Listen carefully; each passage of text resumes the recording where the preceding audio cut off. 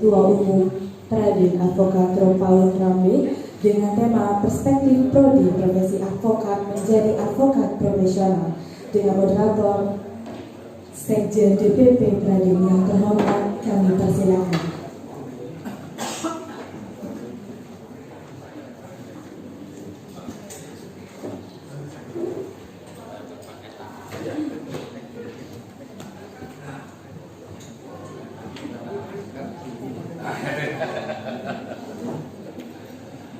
Baik, waktu dan tepat saya persilakan kepada moderator.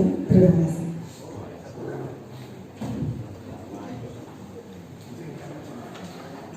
Selamat pagi. Salam sejahtera buat kita semua. Assalamualaikum warahmatullahi wabarakatuh. Bapak Dekan yang saya hormati, Bapak Dekan berdua ya, Bapak Ibu hadirin yang saya hormati, Bapak Ketum yang saya hormati, syukur ya kepada Tuhan Yang Maha Esa, pada kesempatan pagi hari ini kita bisa ketemu di ruangan ini dalam kondisi baik atau apapun. Dan mungkin bertanya-tanya nih Pak Ketum, apa ini latar belakang kok harus ada prodi PA dan seperti apa sih perjalanannya? Nah, nanti semuanya Bapak Advokat Paul Rambe akan paparkan secara detail ya. Mungkin dari pemikiran awal Pak, kenapa harus kok sampai ada prodi PA ini? Untuk itu silakan Pak untuk pemikiran awalnya saja dulu.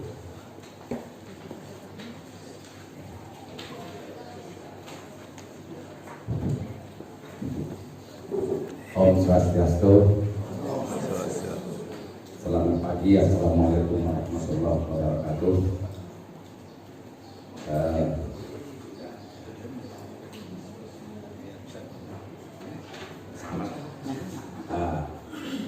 Yang terhormat Bapak Dekan Fakultas Hukum Warma Dewa University yang sangat luar biasa di mata Pradin, beliau ini benar-benar memang sangat concern terhadap dunia pendidikan hukum, khususnya terhadap profesor advokat. Para peserta workshop yang saya banggakan, yang saya muliakan, sungguh berbangga hati kita pagi hari yang indah ini. Pertama kali digelar workshop di Indonesia, bukan hanya di Bali, tentang prodi PA ini, karena yang membidani, yang menggagas prodi PA ini adalah Pradin. Tentu baru pertama kali ini dilakukan di seluruh Indonesia.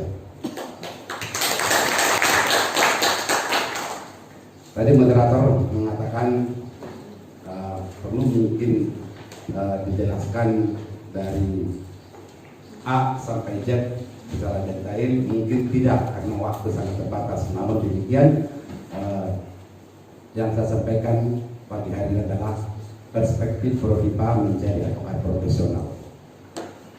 Dari segi ilmiah, jenjang serata ilmu itu sudah menganut 4 variabel perspektif prodi PA menjadi advokat profesional. Kalau dibuat satu tesis itu udah,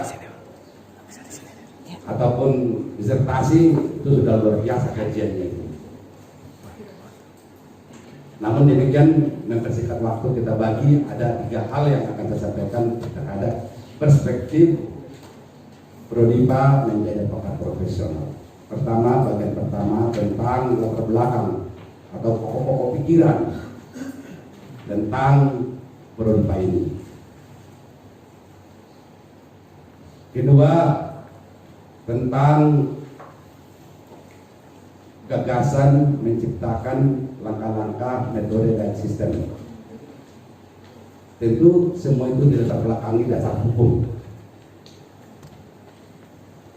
Ketiga, tentang perkembangan masa kini dan saat sekarang seperti yang kita lakukan pada pagi hari yang indah ini. Saya memulai dari latar belakang pokok pikiran dari prodi PA ini.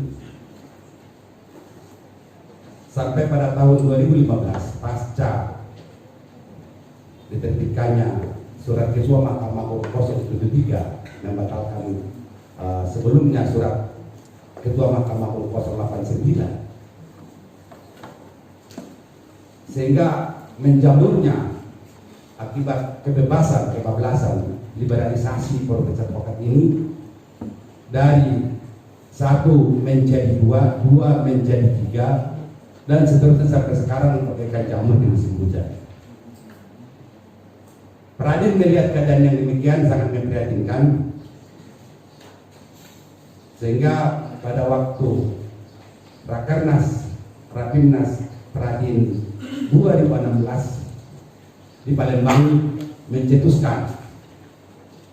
memutuskan agar pendidikan profesi advokat ini dibuat menjadi pendidikan formal. Jadi yang berlangsung sampai detik hari ini masih sistem pendidikannya non formal yang kita kenal dengan istilah PKPA, DIPA, dan sebagainya. Satu pola pun tidak ada yang terukur dan terpola, sehingga kualitas daripada profesi advokat sekarang ini carut marut yang tidak menentu. Ini sangat merugikan para pencari keadilan.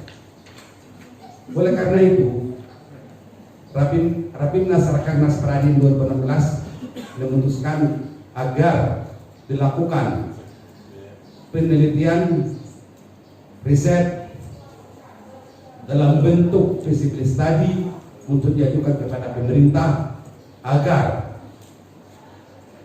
pendidikan profesi advokat ini dijadikan prodi, program studi.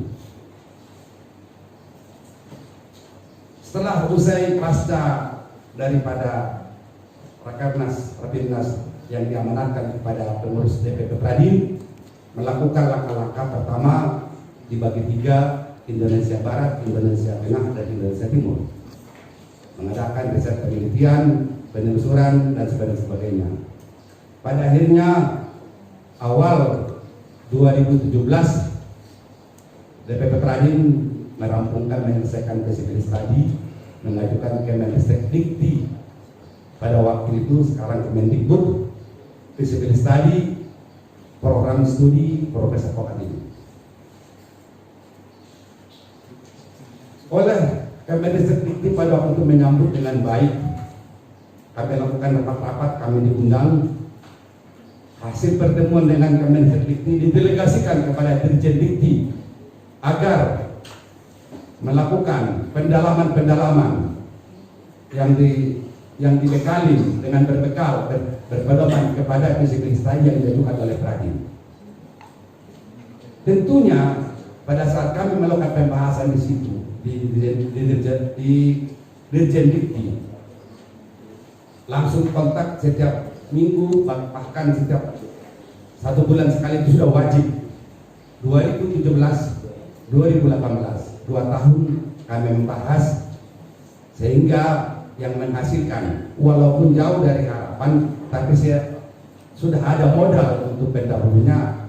Lahirlah, kita terbitkanlah, maksudnya oleh Kemendikbud Dikti menerbitkan Permendikbud Dikti nomor 5 tahun 2019 dengan segala bermelakukan kajian-kajian. Walaupun Permendikbud Dikti ini masih jauh dari kesempurnaan.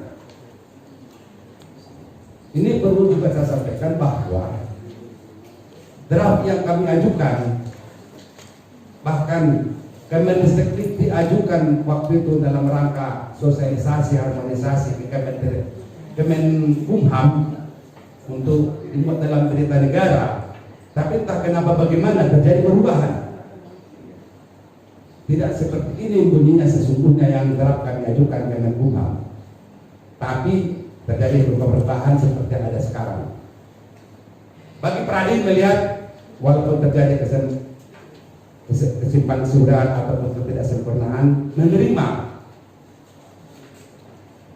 Yang penting nomenklatur prodi sudah kita miliki. Dan pada waktu awal 2019 diterbitkannya Permendikbud ini juga kami sudah mengajukan ke Dirjen Dikti agar dilakukan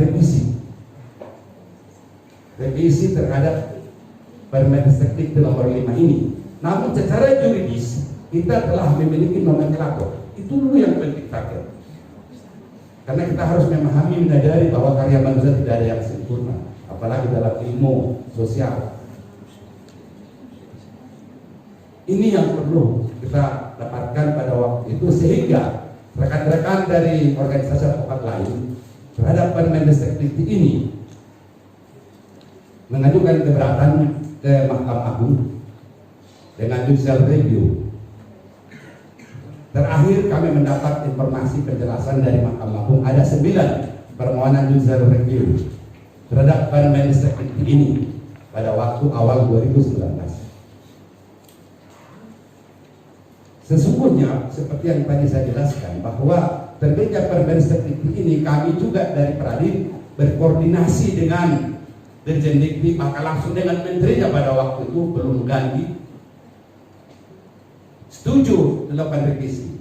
Sekarang revisi itu informasi terakhir sudah di mana? Kemarin masuk Di Belmawa. Jadi ini akan ada revisi lebih sempurna daripada ini. Tapi yang jelas sekarang ini karena sudah merupakan bagian daripada regulasi pendidikan ataupun nomenklatur prodi ini, maka sementara ini kita pakai menyusun nanti revisi akan timbul dan akan datang. Saya yakin itu karena kita juga keberatan. Semua keberatan rekan-rekan kita dari OA yang lain daripada PIN, itu kita sangat concern terhadap keberatannya. Juga kita sependapat. Ada beberapa penempatan kalimat dan termasuk judul itu nanti akan ada revisi. Yang jelas bahwa nomenklatur ini sudah merupakan regulasi pendidikan. Dari 9 permohonan judicial review yang ke Mahkamah Agung itu diputus oleh Mahkamah Agung semua dengan NO. Ini etik on pangkir sifat kelar.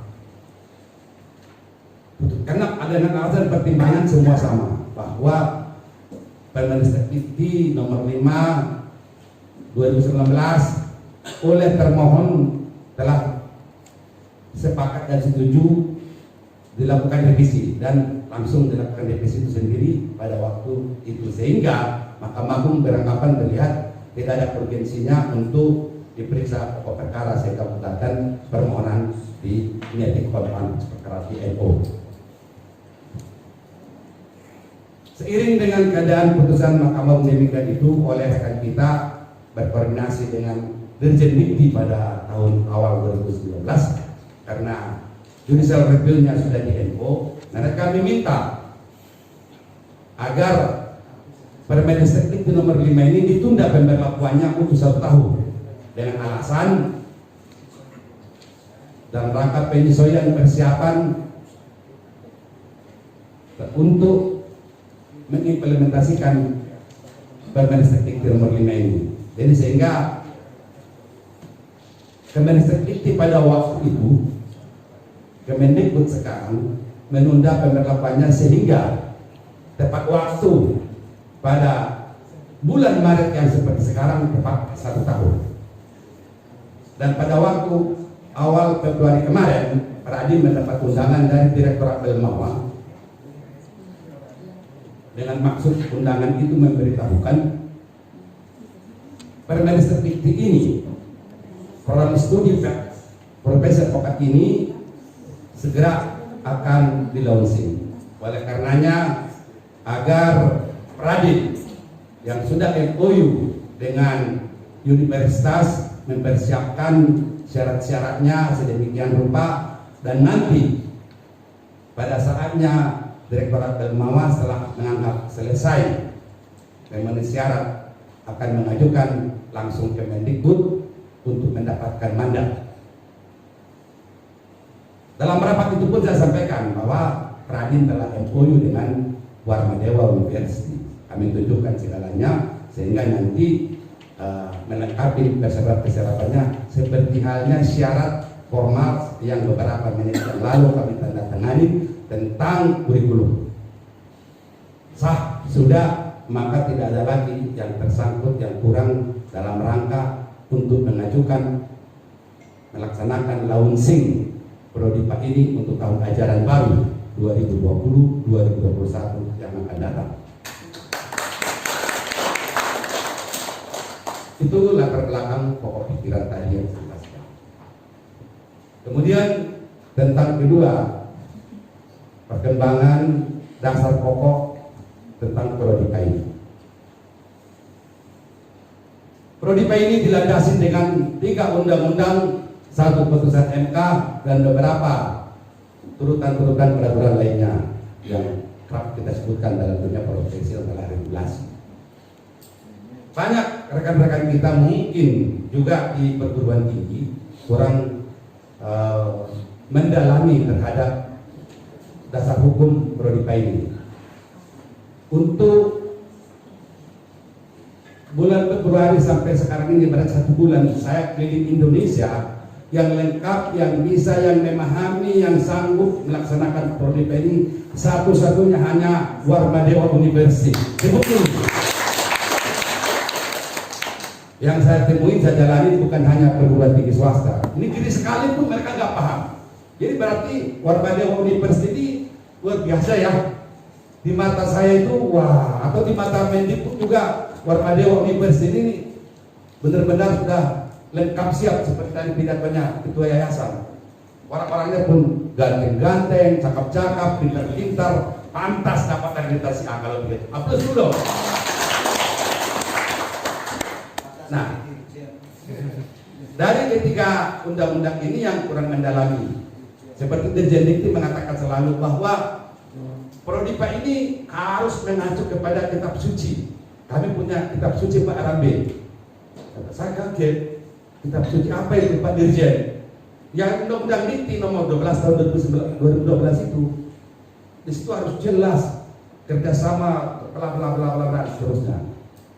Dengan demikian Prodipa ini adalah diatur 3 undang-undang, Undang-Undang Sisdiknas, Undang-Undang Dikti, Undang-Undang Advokat, putusan MK. Karena yang berhak menafsirkan, menjabarkan terhadap suatu undang-undang hanya Mahkamah Konstitusi.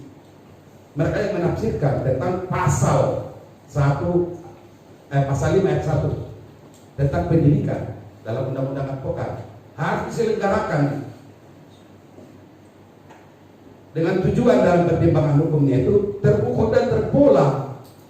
Nah, yang kita miliki selama ini berlakunya Undang-Undang Advokat, di warung kopi pendidikannya pun jadi, di kaki 5 jadi, karena saya sendiri pelakunya, bukan orang lain. Kita harus jujur pada diri kita. Inilah namanya kelebihannya Pulau Dewata Bali ini, jujur pada diri sendiri, mengutamakan jujur kepada orang lain. Kenapa harus saya munafik? Jujur saya katakan seperti saya pelakunya. Demikian juga organisasi advokat lain. Nah, jadi terus bagaimana terukur dan terpola? Ini yang kita lihat, sehingga sempat waktu itu keluar bahasa saya kepada Dirjen Dikti bahwa Bapak Dirjen Dikti lah yang paling besar dosanya di muka bumi ini. Kaget ya. Alasannya Pak Rambe melakukan pembiaran pendidikan pembodohan, bukan untuk pencerahan menjadi pintar anak bangsa ini. Ini sudah melanggar konstitusi negara. Itu dosa besar. Sehingga itulah salah satu mendesak, makanya nomenklatur Prodipa ini kita bidani non-stop, dan jarang Permendikbud Dikti itu digarap dalam 2 tahun selesai langsung. Biasanya bertahun-tahun setiap mengeluarkan peraturan. Kita garap habis-habisan akhirlah Prodipa ini. Jadi sehingga dasar hukumnya tolong dicatat, diingat. Mungkin di makalah saya pun sudah ada disebutkan di situ. 3 undang-undang, 1 putusan MK. Terakhir Permendikbud Dikti menjadikan nomenklatur Prodipa ini. Dengan demikian, seperti tadi yang dijanjikan dan bukan dijanjikan, keputusan rapat kami tanggal 5 Februari 2020 di Direktorat Belmawa, bulan Juni paling lambat Juli launching Prodipa ini pertama kali nanti seluruh Indonesia, sehingga maka pendidikan non formal akan dilarang tentunya, tidak lagi dapat diperkenankan itu dilakukan. Itu sudah merupakan nanti bisa melanggar pasal 67 Undang-Undang Sisdiknas nomor 40 tahun 2003. Dengan cara itu untuk melakukan filter. Nah, itulah dasar-dasar hukumnya tentang perspektif ini dibuat bukan kekuasaan belaka, bukan ngarang, juga bukan memaksakan kehendak sepihak, tapi ini adalah sudah merupakan rangkaian hukum yang kuat dan akurat yang harus dilaksanakan atau diimplementasikan, tidak tawar-menawar. Mengingat seperti awal tadi saya jelaskan bahwa Profesor Pokat saat ini sangat memprihatinkan, dan itu yang dilihat tadi sangat memprihatinkan. Rendahnya kemampuan, jauh dari harapan pencari keadilan, bahkan bergentayangan korban-korban pencari keadilan oleh korban para advokat yang namanya oleh Mahkamah Agung memberi gelar tambahnya sedikit di belakang abal-abal. Itu waktu kami rapat koordinasi tanggal 23 Agustus 2018 tentang Prodipa ini. Mahkamah Agung mengatakan, Pak Sarifuddin, Wakil Ketua Mahkamah Agung, sampai dia 3 kali meminta maaf kepada saya untuk mengucapkan kata-kata itu. Saya bilang silakan Pak, Wakil Ketua Mahkamah Agung, apa yang mengucapkan? Minta maaf Pak Rambe, saya tidak bisa mengucapkan, tapi harus saya sampaikan. Silakan, tidak tersinggung, tidak. Mahkamah Agung melihat sekarang banyak advokat abal-abal. Oleh karena itu rapat koordinasi kita yang ada sekarang kami sangat menyambut baik. Bila nanti kelak Prodipa ini akan launching, maka Mahkamah Agung pun akan mengeluarkan tentu kebijakan sesuai dengan regulasinya agar pengambilan sumpah advokat atau pelantikan advokat harus menyandang dan memiliki ijazah Prodipa ini ke depan. Oleh karena itu Prodipa ini sudah koordinasi antar instansi, bukan baru sekarang. Walaupun saya memahami sangat banyak kaget terhadap Prodipa ini, apalagi ini kelakuannya keren ini. Selalu kok membuat terobosan-terobosan kok tiba-tiba langsung muncul ke depan. Kami tidak ada bermaksud itu, akan tetapi kami melangkah ke depan bagaimana membangun advokat profesional. Karena kami ingin melakukan, ingin semurninya konsekuen terhadap hukum regulasi pendidikan dan profesi. Regulasi pendidikan kami selalu mengindahkan sesuai dengan ketentuan peraturan. Bukan segala-galanya undang-undang advokat itu mengatur. Betul, itu undang-undang dasar. Tapi kan kita juga harus tunduk kepada undang-undang lain yang berhubungan dengan profesi. Seperti halnya bantuan hukum, erat hubungannya dengan Ibu Kemenkumham, dari Kanwil Kemenkumham. Apakah ada beliau untuk dihubungi oleh advokat di Bali ini? Saya siap. Saya jamin tidak ada, walaupun belum dijawab. Tidak ada itu, data ke Kanwil Kemenkumham. Saya pun advokat, saya memaksakan pasal 22, saya memaksakan, tidak ada itu. Ini salah satu kegagalan. Ini yang menjadi tantangan, harapan untuk ke depan yang berhubungan dengan instansi undang-undang advokat ini. Kita harus konsekuen, akan dilaksanakan sebagaimana mestinya. Walaupun Kanwil Kemenkumham memberikan anggaran, mungkin advokat Bali untuk tusuk giginya beli, tusuk giginya kurang, tapi itu kan suatu pembagian dari negara, harus kita hormati nih. Yang bayaran 5 juta satu perkara itu. Kita mau jadi advokat profesional apa advokat abal-abal? Nah, inilah dasar-dasar hukum tentang Prodipa ini, cukup jelas, cukup gamblang, bukan ngarang, bukan kekuasaan belaka, bukan perselingkuhan, bukan apalagi bahasanya nggak tahu lagi lah. Karena yang terjadi selama pasca undang-undang advokat ini terjadi seperti itu. Ini kita benar-benar melaksanakan perintah hukum. Baik, Pak Ketua, mungkin untuk hasil dari Belmawa kemarin ya. Jadi untuk penyelenggaraan ini apa-apa saja sih yang diharapkan oleh ini supaya nanti rekan-rekan yang ada di ruangan ini juga tahu. Kemarin ketentuan apa saja setelah ketemu kepada pihak Dikbud saat itu, Mendikbud saat itu, apa-apa saja ketentuan yang harus diikuti oleh universitas untuk bisa menyelenggarakan prodi PA ini. Baik, terima kasih moderator. Sebenarnya udah mau masuk ke situ. Moderatornya nggak sabaran. Setelah tadi landasan tentang landasan dan dasar prodi PA ini yang atur sedemikian, yang dihubungkan, diharmonisasi, disosialisasikan beberapa perundang-undangan menjadi hukum yang harus kita patuhi, kita laksanakan. Maka masuk kepada bahasan tentang ketiga, kondisional yang ada sekarang. Kondisional yang ada sekarang tadi sambungan yang saya jelaskan terdahulu, setahun sudah waktunya Prodipa harus dilakukan. Itu sudah kesepakatan organisasi lain tidak terkecuali dari Pradi, KAI, apapun karena permintaan mereka. Kemudian seperti tadi saya jelaskan bahwa Radin diundang oleh Direktorat Belmawa Pembelajaran Mahasiswa pada tanggal 5 Februari 2020. Undangan ini bagi saya selaku Ketum Radin sangat mengagetkan.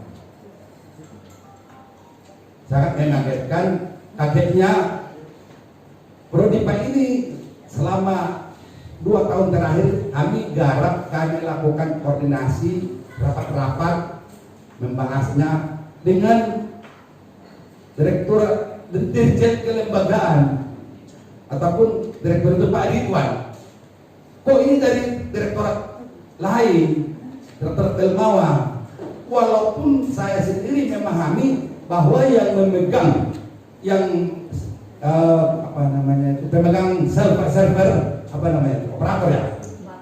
Operatornya itu adalah Direktorat Belmawa. Saya tahu, tapi kenapa langsung ke sana waktu undangan itu? Namun demikian telah kami lakukan, kami hadir pada waktu itu dijelaskan oleh Direktorat Belmawa. Kami diundang memberitahukan atas surat DPP Pradi meminta menagih atau kepada Mendikbud agar prodi ini diimplementasikan, dilaksanakan pada tahun ajaran 2020-2021. Nah, sehingga penanganannya diserahkan kepada Direktorat Belmawa. Itu topiknya pada waktu kami rapat. Nah, dengan demikian Direktorat Belmawa sudah mengambil alih persoalan ini, akan mudah-mudahan dapat dilaksanakan pada tahun ajaran 2020-2021. Oleh karena itu diminta kepada Pradin agar mempersiapkan persyaratan yang sudah menjadi kerjasama dengan perguruan tinggi terhadap pelaksanaan prodi ini. Dan mereka memberikan agenda pada waktu itu dijelaskan pertengahan Maret 2020 perguruan tinggi baik negeri maupun swasta terkhusus yang sudah menjalin kerjasama dengan Pradi akan diundang ke Direktorat Belmawa dalam rangka persiapan untuk diberikan mandat yang memenuhi syarat oleh Mendikbud, mandat penyelenggaraan prodi ini. Karena saya bukan bergerak di dunia pendidikan, sedikit kurang paham apa gerangan maksudnya mandat dan izin. Nah, di situ Direktur Belmawa menjelaskan yang wajib dilakukan, yang normal istilah mereka, setiap prodi harus mengajukan borak.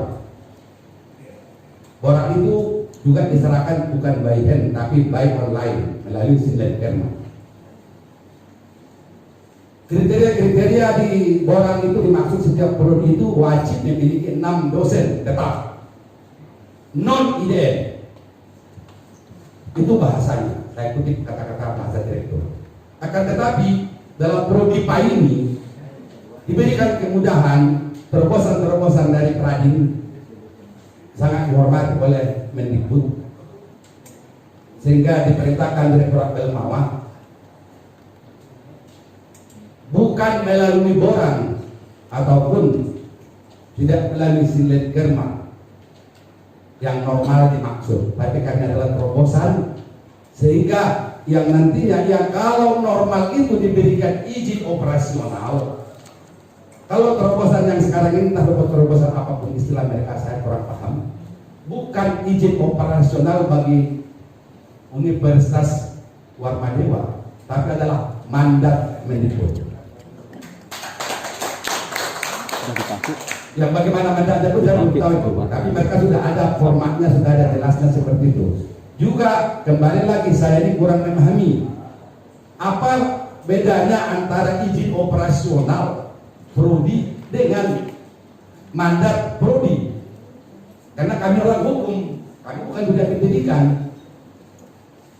Terus dijelaskan, izin operasional itu ada waktunya Pak Ramli. Nah kalau mandat, sepanjang mandat belum dicabut itu wajib dilaksanakan. Jadi berarti lebih tinggi mandat, ya itu nanti akan dapat Warmadewa University. Iya, wah saya bangga sekali. Nah, tapi dengan persyaratan ada 4 persyaratan yang diminta. Tadi tidak pakai Borang, tidak pakai Silen Germa, permohonan izin diajukan ke Menteri melalui Direktorat Belmawa harus memenuhi 4 syarat. Syarat pertama yang tadi bahasan kita laksanakan penandatanganannya, kurikulum. Kurikulum itu juga bukan kurikulum abal-abal, bukan seenaknya Pak Pujiarta yang bikin ataupun seenak saya yang bikin, tapi benar-benar yang sudah bisa. Nah ini sudah ada sekarang ini. Nah ini bahannya, kurikulumnya ini. Nanti kita bahas ini, saya lanjutkan dulu tentang yang 4 syarat. Mengenai kurikulum ini nanti saya jelaskan tersendiri. Harus punya kurikulum. Kedua, normal ataupun Borang itu dosen tetap wajib 6. Untuk prodi PNI cukup 5 dengan rincian, pakai rincian pula lagi. 2 akademis, 3 profesi. 2 persyaratan. Ketiga, MOU perguruan tinggi dalam hal ini Warmadewa University dan Asosiasi Advokat dalam hal ini Pradin. Sudah 2, kita sudah punya ini 3-tiganya. Makanya saya katakan walaupun saya tantang Direktur Rapat Belmawa itu. Dan yang keempat, persyaratan yang keempat ini bahwa Ketum Pradin harus dan wajib dan sanggup diperbal. Wah, saya kaget. Saya bukan penjahat, kok saya diperbal. Yang ada itu laksanakan bahasa hukum. Iya kan Bapak dari pengadilan, Bapak kejaksaan. Yang diperbal itu kan Pak bermasalah kan? Kan itu bahasa hukumnya. Diperbal. Saya bilang perbal yang bagaimana? Nanti kita buatkan berita acara. Saya diperiksa. Nah berita acara kapan saya diperiksa? Saat Ketum Pradin. Iya. Apa isinya, materinya? Bahwa Pradin sanggup, bukan wajib, sanggup wajib. Jadi sanggup dulu baru wajib, bukan wajib dan sanggup. Sanggup, wajib dan menjamin. Wah, lengkap itu kalimatnya. Menjamin alumni lepasan dan yang telah memiliki ijazah prodi PNI langsung bekerja dan berpenghasilan. Bagaimana? Saya bilang siap. Siap yang bagaimana? Kami minta penjelasan dulu. Itu langsung oleh Direktorat Belmawa itu. Saya jelaskan, jangankan menunggu menanti yang bersangkutan itu punya ijazah prodi Pak. Daftar hari ini, besok langsung bekerja. Itu saya jelaskan. Loh, kok begitu? Iya, saya bilang. Kok bisa? Ya memang bisa. Kalau dunia hukum saya mungkin jagonya lah, tapi kalau dunia pendidikan kalian di sini, makanya kalian menjadi birokrasi pendidikan. Saya birokrasi di dunia hukum yang disebutkan dengan penegak hukum, pilar penegak hukum. Kalau bisa dijelaskan, maka saya jelaskan. Daftar hari ini, besok bekerja, karena dia harus praktek. Nah, kalau sudah praktek berarti bekerja. Iya, bekerja langsung di pengadilan, di luar pengadilan. Berpenghasilan, iya, berpenghasilan. Kan ada ibu kita yang cantik ini dari kami. Uangnya banyak di situ, puluhan miliar tiap tahun dianggarkan sama dia. Mereka kan nggak tahu, mungkin juga di ruangan juga belum tahu semua itu. Kan ada proyeksinya Kanwil ini. Bekerja, litigasi, non litigasi, pasti berpenghasilan. Anggaran dari mana? Dari APBN, saya jelaskan. Dasar hukumnya, Undang-Undang 40 Nomor 16 Tahun 2011. Jadi bukan saya lebih daripada itu. Daftar sekarang, bahkan saya katakan pada waktu itu bahwa Prodipa ini beli 1 dapat 3. Kalau kita belanja di mall, yang mau kita beli 1 itu tapi diberikan dapat 3. Pertama, beli daftar Warmada University jadi mahasiswa Prodipa, langsung dia mendapat pekerjaan 1. Kemudian dia selama 1 tahun 12 mata kuliah, kumpulan SKS 2 semester, 1 tahun. Berarti dia sudah siap berpraktek yang profesional, yang dapat gelar advokat muda. 2. Ketiga, karena Prodipa ini dibanding dengan S2 Magister Hukum, maka 1 tahun lagi sembari dia praktek magang menjadi advokat madya ataupun advokat beneran, dilantik dan disumpah, kan 2 tahun harus praktek magang. Nah, dia terus praktek dan tetap berpenghasilan, bekerja, dan dia memperdalam S2 Magister Hukum di Al-Warmaya University. Maka tahun kedua dia sudah mendapat gelar Magister Hukum dan juga sudah menjadi advokat dan disumpah dilantik di pengadilan tinggi. Ini saya berikan istilahnya beli 1 dapat 3. Tapi kalau sekarang ini beli sama Pak Budir Magister Hukum ya cuma 1 MH doang, bekerja juga belum tentu. Tapi kalau dengan Prodipa ini, insya Allah kita akan lakukan itu. Itu saya jelaskan dari surat dan malam. Kalau itu nggak ada masalah. Baik, lanjut. Itu hasil pertemuan kami pada waktu itu, sehingga para sarjana hukum nanti tidak ada lagi yang menganggur. Sudah langsung tersalurkan. Kalian juga, ibu kita dari Kanwil Kemenkumham nggak pusing lagi dia, karena duitnya terlalu banyak, nggak habis-habis. Udah di penghujung November, Oktober ya Bu ya. Ini bulan Oktober, bulan November ini udah pusing ini. Aduh, ini uang nggak habis, uang nggak habis. Ini orangnya, saya belum ngarang, ada orangnya. Dan saya kalau di pusat 67 cabang pos kembali terakreditasi seluruh Indonesia. Kami semua ada. Itu yang kita tahu. Nah, sehingga sarjana hukum nanti tersalurkan dan profesional, bermoral, bermartabat. Sudah lagi ada seperti sekarang ini advokat ke pengadilan pakai sendal. Kemarin ini bukan cerita. Kemarin saya di pengadilan sengaja hari Kamis, hari Jumat saya di pengadilan di Denpasar. Advokat pakai sendal. Subhanallah. Apa itu namanya advokat? Nah, ini mungkin kita bangun melalui Prodipa ini. Makanya saya bikin makalah saya perspektif Prodipa menjadi advokat profesional. Berarti isinya bermartabat, berakhlak mulia, bisa membantu sesama. Itu yang pertemuan kami dengan Direktorat Pelmawan. Mudah-mudahan dalam bulan ini akan ada undangan. Baik, tolong dulu slide-nya dari atas ke bawah. Artinya Pak Ketum, dari apa yang Bapak sampaikan tadi, Warma Dewa saat ini sudah siap ya 100%, karena keempat syarat tadi saat ini sudah ada semuanya ya. Alhamdulillah, puji syukur kehadirat Banyak Mapasa Warma Dewa lebih daripada yang diminta. Itu yang jelas. Kenapa pada waktu itu ditanya, Warma Dewa udah siap praktek di pengadilan? Saya bilang, bukan di pengadilan lagi, di rutan, di lapas sudah siap Warma Dewa dibersihkan, ada di sana. Ini ada, berdiri dulu, bos saya di Bali, berdiri dulu, Bapak IB Adnyana, sudah siap.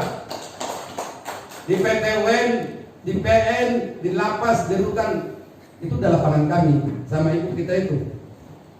Dari ibu di kantor, di lapas, di kantor. Nah itu. Enggak, bukan ini renta fakta semuanya. Udah siap. Jadi maka saya katakan ke Direktorat Pelmawan, lebih daripada siap. Yang diminta 100, kita akan berikan jadi.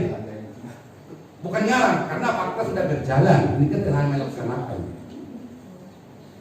Begitu. Jadi sehingga yang 4 persyaratan sudah terpenuhi. Yang dengan yang tadi seremonial, kepada panitia, tolong saya minta fotokopi nanti anunya ya, daftar hadirnya ini lampiran berita acara daftar hadir sebelum saya lupa. Pak Ketum, kemarin waktu di Belmawa, kebetulan saya juga hadir di sana, ada Ibu Erlin dan yang lain sebagainya, teman-teman di sana. Kecemasan yang utama dari beliau adalah kami tidak mau setelah ini lulus nanti hanya menciptakan pengangguran, karena faktanya di Republik ini banyak sekali dari jurusan lain begitu tamat bingung gitu ya.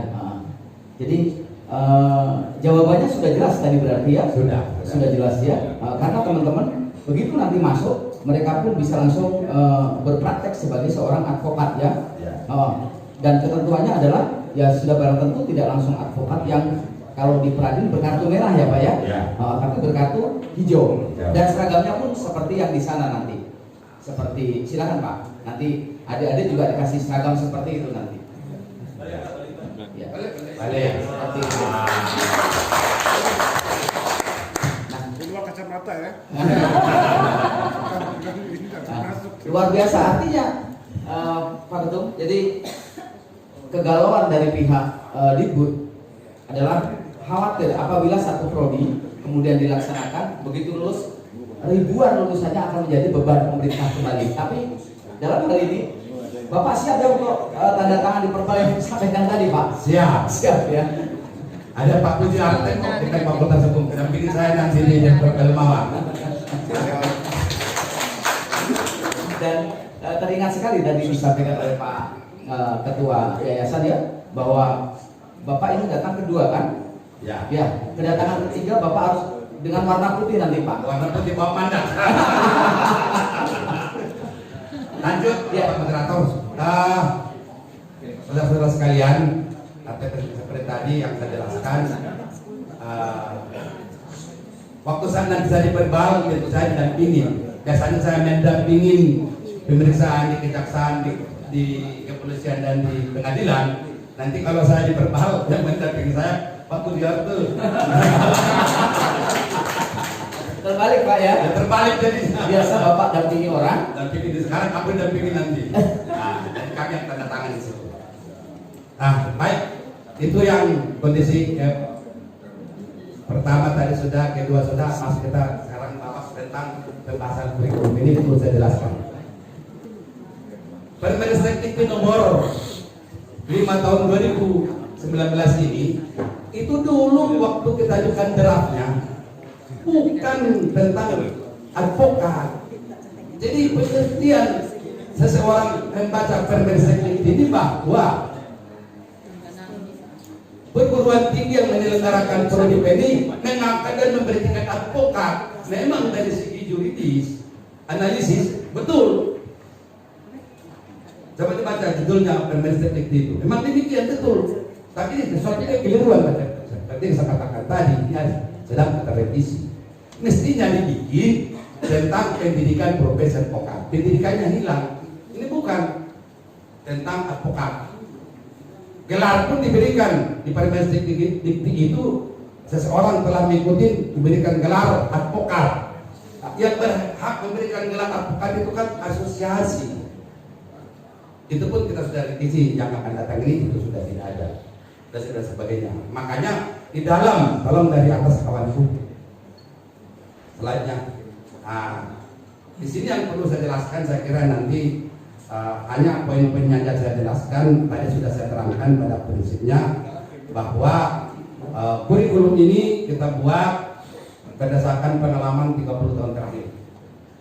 Saya tidak tahu, karena saya sebenarnya ingin, dan tidak hanya ngarang, juga Pradin sudah menyiapkan 15 eksemplar buku, sudah ada judul bukunya. Dan apakah buku itu sudah sampai di Marwah di Pak? Sudah dikirim ya? Oh sudah ya? Sudah ada, kita dengan Pak Dekan sudah saya berikan, ada 15 buku itu wajib itu. Dan dari situlah, dari 15 buku inilah kami buat analisa sedemikian rupa sehingga mata kuliahnya 12 mata kuliah. Pertanyaannya, apakah sudah menjamin seperti tadi tujuan Prodipa ini seseorang itu advokat profesional? Insya Allah dari 15 buku itu pun dikuasai, yang untuk dilalap mahasiswanya selama 1 tahun cukup, lebih daripada cukup, kecuali yang malas belajar. Ada 15 judul buku dan referensi-referensi buku-buku yang lain. Nah, itulah dasar-dasar pemikirannya, bahwa di dalam Prodipa ini ada 12 mata kuliah, 2 semester, 26 SKS yang harus dilakukan sedemikian rupa. Tentu nanti juga mungkin Bapak Dekan akan membagi waktu, tidak harus tiap hari karena keterbatasan dosen, kemampuan dan sebagainya, dan waktu. Mungkin nanti bisa kita juga Bapak Dekan membuat waktu Jumat, Sabtu, Minggu ibaratnya. Bagaimana membagikan waktu yang lumrah dan lazim di kampus, saya kira itu tidak masalah. Tapi yang harus dikuasai dan harus dimiliki setiap peserta atau mahasiswa Prodipa ini memiliki 15 buku, dan bahkan bukan hanya 15 buku, nanti kalau dia mau mendapat gelar master advokat itu saya buat Pradin membuat mewajibkan 60 judul buku. Jadi sebagai pemula level 7, saya ulang sekali lagi, S1 itu adalah level 6, S2 level 8, S3 level 9. Itu di dunia pendidikan seperti yang diamanatkan dalam Undang-Undang Dikti nomor 12 tahun 2012. Akan tetapi dengan undang-undang sendiri itu mengatur ada mandatori perintah 3 jenis pendidikan yang semula kampus ini segala-galanya semua sih tidak ada perguruan tinggi. Nah, Undang-Undang Dikti kampus sekarang ini membuat 3 jenis pendidikan. Pertama akademik, kedua vokasi, ketiga profesi. Inilah keunggulan, kebanggaan saya Warmada University ini. Langsung bisa mengimplementasikan Undang-Undang Dikti secara baik dan sempurna, termasuk dunia pendidikan profesi advokat, dunia hukum. Nah, pendidikan profesi advokat ini sudah merupakan adalah letaknya di level 7. Makanya bisa dibandingin ke level 8. Itulah Permen Dikti mandatorinya. Kalau cermatin diamatin ada di dalamnya. Jadi sehingga nanti advokat itu semua tidak lagi advokat abal-abal, sudah memperoleh pendidikan khusus, profesi juga sudah magister, tidak hanya berbekal S1 semata, tapi dia sudah mempunyai jenjang. Mungkin ada keterbatasan yang dilihat oleh Menteri sekarang, keterbatasan dana, keadaan ekonominya, tapi justru ditekankan harus bisa mahasiswa nanti berpenghasilan bekerja sembari belajar. Nah, ini yang diminta oleh Mendikbud yang kita sudah sanggupi. Nah, di sini yang letaknya dari pendidikan ini, sehingga advokat yang tadi sudah siap pakai tidak lagi mencari lapangan kerja, tapi justru bisa perlu menciptakan lapangan kerja. Itu semata-mata tujuannya. Nah, oleh karena itu Permendikbud ini mengatur sedemikian rupa dalam rangka agar cepat menyerap pengangguran, tidak lagi ada mencari lapangan kerja sendiri. Nah, di dalam pembelajaran ini mungkin sistemnya nanti tadi sudah saya jelaskan ada 3. Apa itu? Ini ya. Ini bukunya. Nah, ini dia bukunya nih. Ini yang 15 nya belum? 15 semuanya. Itu. Separuh. Separuh. Separuh kami Ini ambil. buku-buku. Ini buku-bukunya semua. Ya sudah kita siapkan. Bagaimana salah satu contoh, mohon maaf. Bagaimana cara membuat surat tugas yang baik dan benar? Tentu tidak hanya ngarang seperti zaman dulu pokok bambu. Jadi advokat sekarang ini tidak ada beda dengan zaman dulu yang disebutkan dengan pokok bambu, ngarang bebas. Padahal membuat surat tugas itu diatur di dalam RP. Nah, RP-nya sendiri pun mahasiswa kita sudah jarang dapat itu. Recording itu jarang dapat. Nah, di sini kita siapkan bukunya.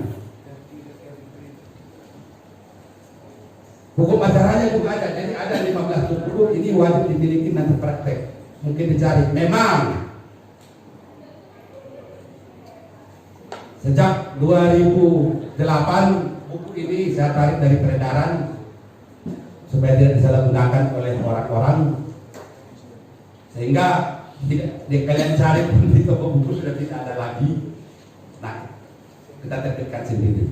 Nah, inilah tujuan kurikulum tadi itu bermuara, berpangkal bahwa level A6 S1 tadi sudah harus mempraktekkan ilmunya. Sekarang tolong dulu dilihat Pak yang skema yang saya buat. Ini yang lama untuk kita diskusikan nanti. Paling akhir. Nah, ini. Prodipa ini seperti dalam skema.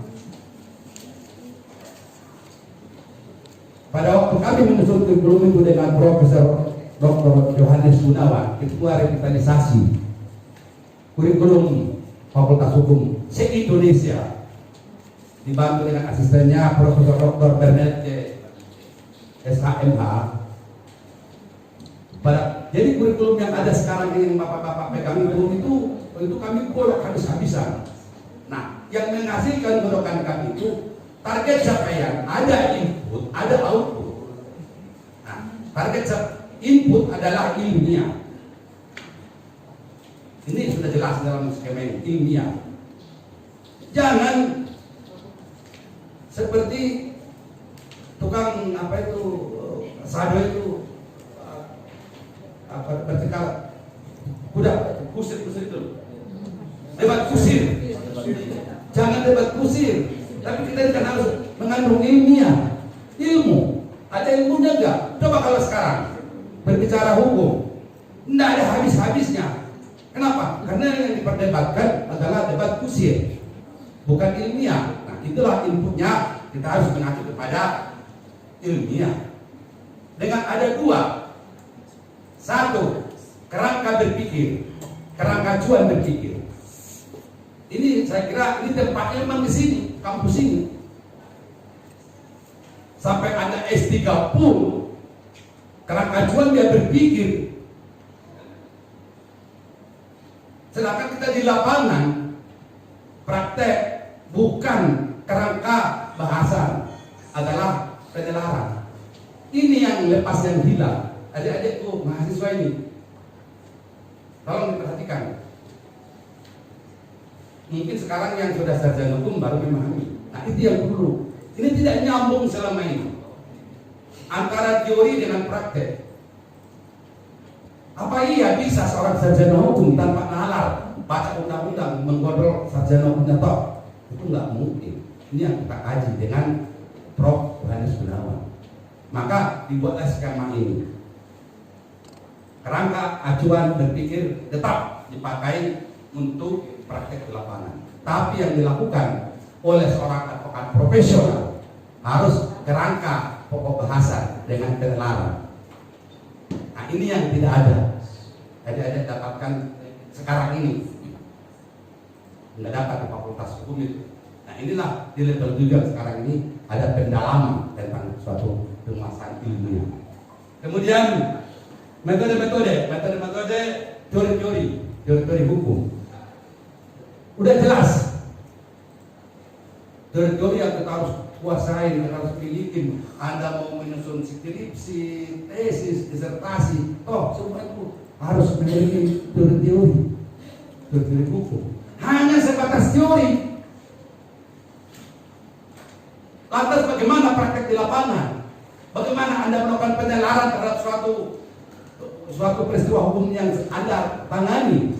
Nah, ini yang dipakai dengan metode kaidah hukum. 35 tahun terakhir ini yang hilang. Saya yakin yang sebelah kanan ini, Prof. Budiari ini masih mengikuti pendidikan kaidah ini. Dan bahkan dulu beliau diwajibkan, walaupun aku tidak tanya dia, tapi karena saya tahu umur kami. Senioritas. Kami tahu waktu beliau di kuliah kaidah dulu itu diterangkan. Bahkan jarang dulu teori karena keterbatasan buku. Oleh dosennya waktu tidak aku ngobrol dengan beliau nih, tapi karena pengalaman saya juga mengalami seperti itu. Dosen dari hakim-hakim, jaksa-jaksa yang ambil universitas ngajar. Yang mereka berikan hanya kaidah. Karena mereka pun terbatas teori. Karena kemampuan keadaan buku sedikit. Pendidikan pada waktu kami juga S1, S2, S3 itu masih tidak ada. Nah, sini yang dipakai. Jadi 35 tahun terakhir ini hilang. Mudah-mudahan nanti melalui Pak Dekan akan menerangkan apa itu kaidah-kaidah hukum itu. Nah, kemudian kajian masalah. Kajian masalah ini saya kira nggak perlu jelaskan karena semua sarjana di kampus ini. Aku tidak mau ngajar di kampus ini lagi. Malah aku juga harus salut. Bahkan aku juga perlu belajar lagi tentang kajian masalah, tentang untuk berpikir teori segala macam. Mungkin teori yang saya miliki pun masih sangat miskin. Karena saya masih fakir di hadapan Tuhan bahwa aku adalah orang yang masih perlu belajar sampai mati. Nah, kemudian penelusuran masalah yang tadi sudah ada dari kaidah-kaidah, tentu adakan penelusuran masalah. Jangan kepala yang sakit, kaki diobatin. Ini yang sering advokat abal-abal sekarang terjadi.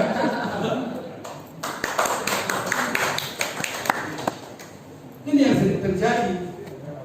Itu rekan saya, tolong yang dari Balikpapan berdiri dulu. Nah, ini salah satu. Jadi temuan seperti dari Balikpapan ini, perayaan Balikpapan. Sering kami temukan kasusnya itu. Begitu sudah stadium 3, stadium 4 baru datanglah kepada beliau, kepada kami. Loh, kita tanya, sudah ada kuasa hukumnya? Sudah. Coba lihat. Begitu kita pelajari. Loh, yang sakit kepala apa kakimu? Kepala, kok kakinya diobatin? Nggak tahu Pak, memang dia ngawal hukum kan. Ini yang terjadi. Nah, di sini perlu penekanan penelusuran masalah agar supaya tidak salah obat yang tadi dari kaidah-kaidah. Satu hal sebelum saya lanjut ke bawah, kaidah-kaidah. Apa kalian sadar tidak sadar, ataupun kalian tidak tahu, ataupun terlupakan, saya tidak tahu. Kaidah-kaidah hukum adat paling tertinggi di Indonesia, coba jawab di mana?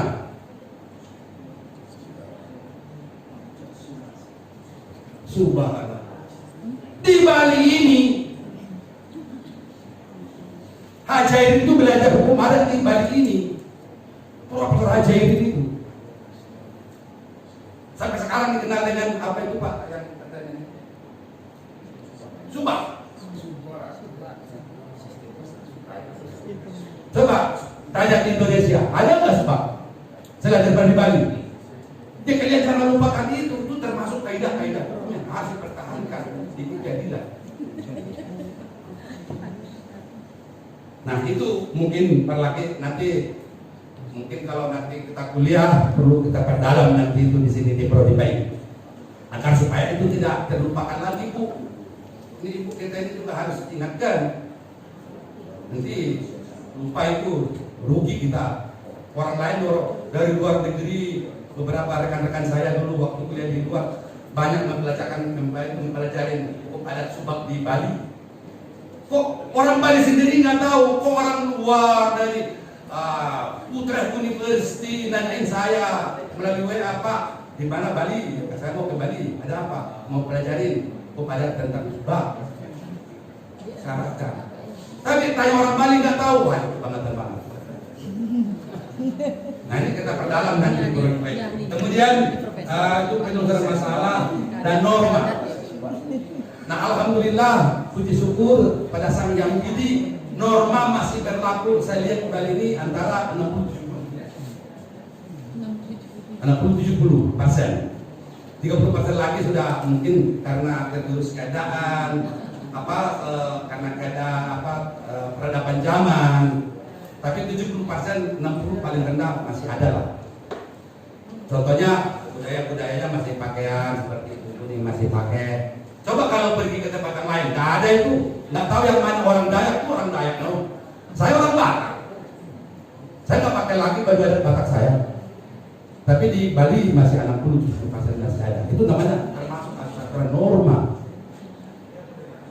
Ini pun sudah mulai punah, kecuali di Bali. Makanya saya senang sekali di Bali ini, karena itu norma itu adalah hukum paling tertinggi. Di dalam teori nggak ada. Nanti di pendalamannya nanti di Prodi Baik akan terjawab. Temuan terus kemudian tadi penelitian riset sekarang nggak perlu saya kurumin karena kita sudah sama-sama di kampus ini. Terus kemudian tentang ilmuwan akademiknya, pendapat atau karya ilmiah, saya kira seperti yang jelaskan tadi, skripsi, tesis, disertasi dan sebagainya. Nah terus semua di Prodi Baik ini akan temuan karya profesi. Nah ini, jadi kalau Anda belum menulis tinggi, bagaimana Anda menjadi seorang advokat? Saudara-saudara sekalian harus memiliki seperti ini, harus mampu membuat seperti ini dalam tempo 1 tahun. Nggak susah kok bikin buku itu, tapi kan dengan kita membuat suatu buku seperti saya membuat buku banyak, maka ilmu yang saya miliki sih mudah. Kenapa saya harus membaca buku? Jangan hanya mengejar gelar titel. Saya Jakarta Raya, mohon maaf, saya haramkan pakai gelar karena saya masih fakir terhadap ilmu. Nah ini bahasanya.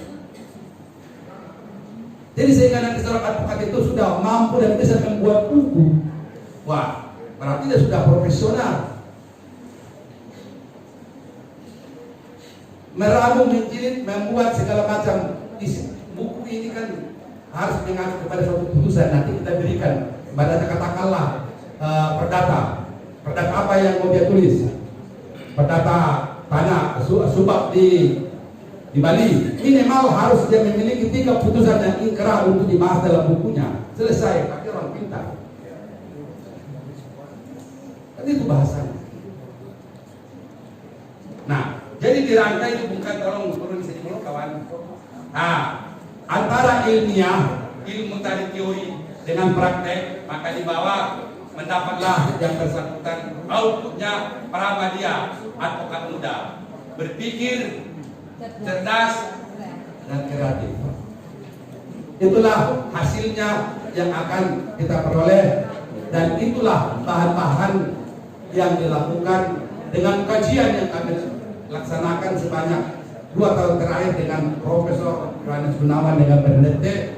Menyusun kurikulum itu sudah matang dan baik dan bagus, dan itulah tujuan Permendikbud Nomor 11 ini kurikulum itu dibuat, dan kurikulum itu pun sudah saya presentasikan pada Direktorat Belmawa, karena mereka bukan latar belakang hukum. Ya, dari skema ini sendiri mereka langsung diam. Pada waktu kami rapat tanggal 5 itu banyak pertanyaan-pertanyaan, daripada saya banyak ditanya, saya ambil skema ini, saya serahkan. Nah, tolong ini skemanya. Karena mereka ilmuwan jago-jagonya seperti yang sebelah kanan saya ini, baca skema begitu, oh ya sudah, dia udah tahu apa itu, apa isi otak ini, udah tahu beliau ini. Udah tahu betul. Kenapa? Itulah isi otaknya Rambe, kan begitu. Ataupun itulah Prodipa. Kira-kira demikian Bapak Moderator, sementara perlu barangkali kita dialogis, waktu sangat singkat. Baik. Tidak terasa. Pak Ketum, jadi tadi masih ingat ya bahwa di depan tadi Bapak diminta oleh Dikbud untuk masalah dosen ya. Tadi dosennya 5. Jadi ini mungkin gambarannya ya. Jadi yang teori adalah yang sebelah kiri. Ya. Kemudian nanti yang dari profesi yang sebelah kanan ya. Yang sebelah kanan. Harapannya dengan perpaduan antara teori dan praktek itu adik-adik nanti yang lulus dari sini dia jauh lebih mumpuni daripada advokat yang sudah ada sebelumnya ya. Baik, pas sekali Pak, Bapak dikasih waktu sampai jam 11 untuk menyampaikan materi, dan ini untuk audiensi ya, untuk rekan-rekan yang ada di ruangan ini, untuk audiens itu ada waktu 15 menit untuk bertanya. Sesungguhnya masih sangat kurang ya, sesungguhnya masih sangat